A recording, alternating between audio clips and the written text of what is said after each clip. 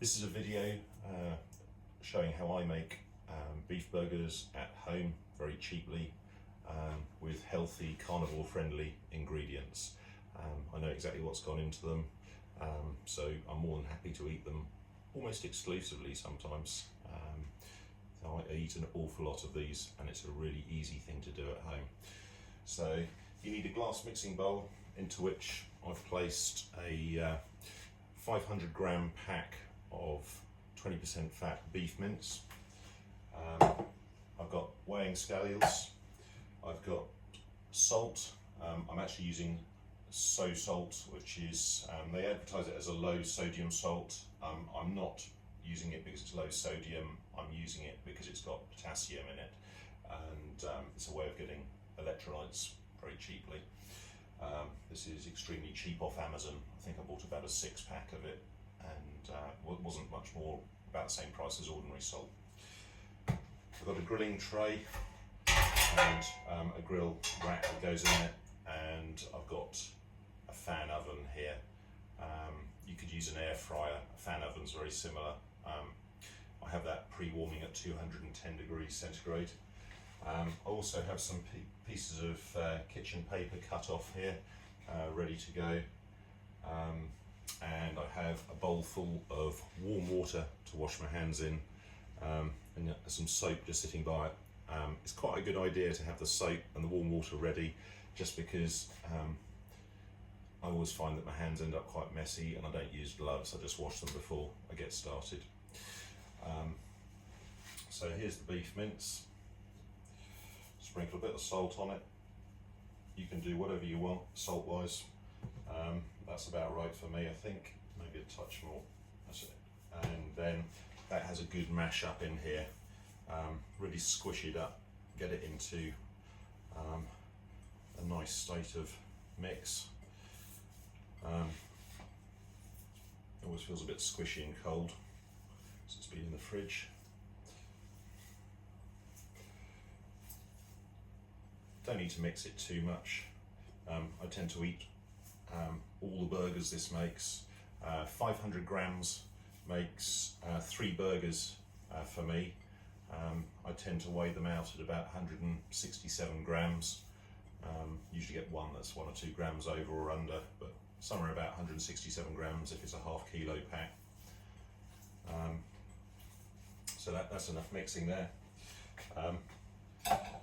That goes on the weighing scales. Now, I've still got one clean hand. If you use both hands to mix up the beef mince, then that's what this little piece of tissue paper is, because you can then use that to push the button to 0 or reset the scales. So that's what that bit of paper's for.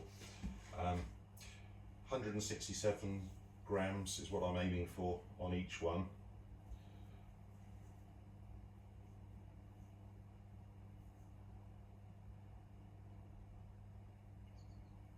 There we go, that's 168, that'll do. Make it into a nice smooth ball.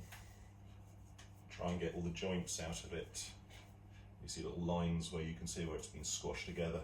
If you palm it around like this for a little minute, it eventually gets rid of most of them.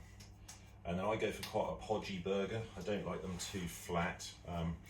One of the things in the UK is you can't ask for a burger here that's cooked medium rare. If you want it a bit pink in the middle, you can't get that here. In America it's different, but in the UK burgers always come well cooked. Now I like my burger pink in the middle because I just do, a bit like steak. And the other thing is, if you do have it pink in the middle, it's a lot more tender.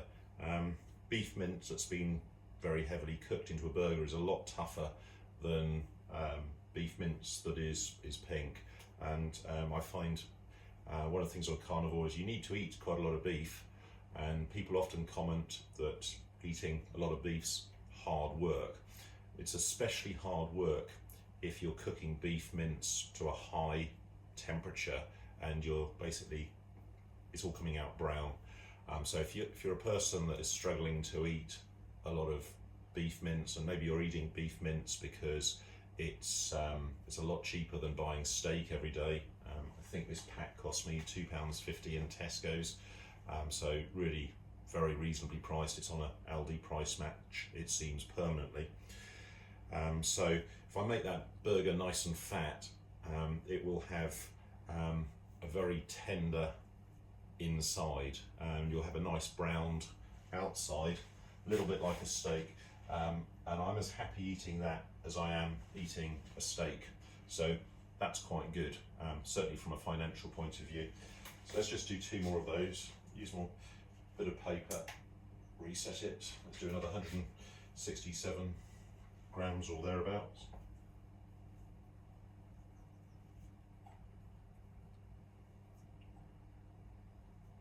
That's 160. There we are, 167. That'll do. Makes a nice little burger patty. I say little burger patty, it's not a little burger patty. I'm not sure what it is in pounds. It's 2.2 pounds to the, sorry, 2.2 pounds to the kilogram. So this is half a kilogram, so it's 1.1 pounds divided by 3. If you've got a calculator, you can work out how big my burger patties are. So there we are, I've got another burger patty just arriving. There we go. There's 2, and if my maths is right, let's reset that with the paper again. This remaining should be about the same. Well, it's not quite the same. I guess Mr. Tesco's has been a little bit generous. That's, for some reason it's quite a bit more. It's 178.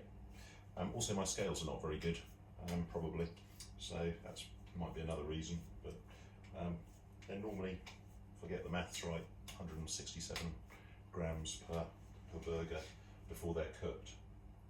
So there we are, that's 3 burgers. Next thing, we need another bit of tissue paper because your hands are now covered in grease from the burgers. I've got a preheated oven here, that's on 210 degrees centigrade. Not sure what that is in Fahrenheit, I might try and work that out later. I'm going to put the burgers into the oven, and I'm going to set the timer for 15 minutes. And that should, if I've got it right, produce 3 very nicely browned and sizzling burgers with quite pink interiors. Now you may want to change this if you're a person who likes burgers well done, probably 18 minutes, maybe 20. If you're more of a raw type person, then maybe less, but I generally find 15 minutes is about right. And you can mess around with the temperatures as well. Now I've made that piece of paper all dirty, so I'm going to have to use the other one. Let's put that in the oven, and then I'll show you what they look like in 15 minutes.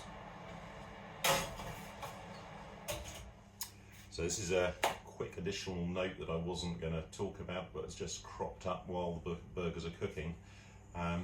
What you'll find when you start cooking burgers is that other people in the house like burgers, and if you want to get other people onto carnivore and you want to improve their diet, then what you find is that you offer people a burger and they say yes, and that just happens. So I've got another pack of mince out just a minute ago, and I'm going to do an additional burger because I would normally eat all 3 burgers, so I'm getting my ½ kilo of mince, sometimes more, to be honest. But I was actually planning on eating 3 burgers because I'm cutting calories down a little bit today, trying to lose a tiny bit of weight. So I was going to have three burgers, and that was going to be the sum total of my consumption today. So I've just got another pack out, and I'm going to do an extra burger, and then I'm going to leave some raw patties in the fridge. I'm going to be out later today, so this evening, if anybody wants an easy meal that's very carnivore, then there's some burger patties going to be sitting in the fridge. I don't let them keep for more than 24 hours normally after I've made them. I'm not a big fan of keeping beef mince once it's been mixed up with salt for a long time because it's been exposed to the air. But 24 hours in the fridge, in my experience, is absolutely fine. And if you're going away and you want to leave people carnivore meals, leaving a pile of raw burger patties in the fridge is not a bad thing to do. You generally find when you come back from being away that whoever's in the house has eaten them. So yeah, another little thing there. So the oven's just gone beat. It's had 15 minutes. I'm actually only going to take one out for me now. I'm going to give the others a little bit longer because there's now a second person who wants a burger, which means that I've got to make another two for myself now. What I'll do is I'm just going to put that on a plate and cut it open so you can see what 15 minutes at 210 degrees centigrade looks like. There we go. Let's just chop that in half.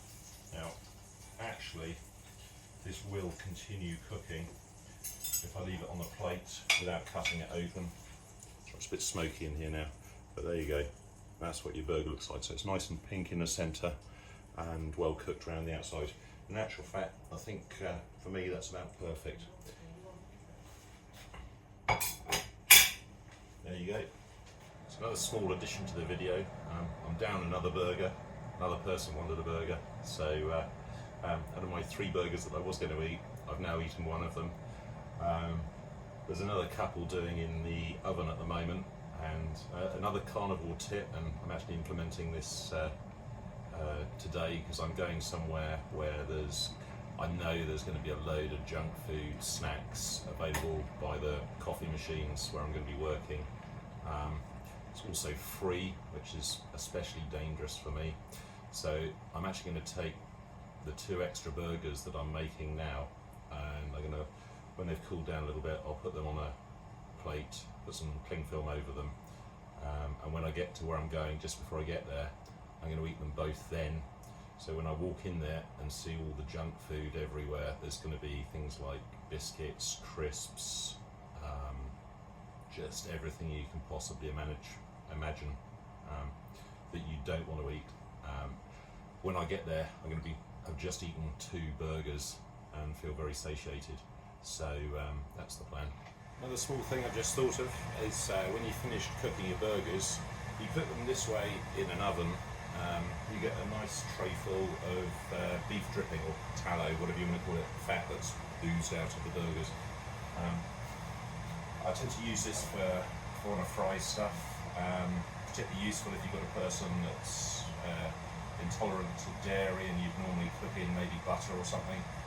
So I'll take that, I'm going to show you what that is. I'll try not to burn myself, and pour this nice juice, very hot still, straight from the oven into a little pot.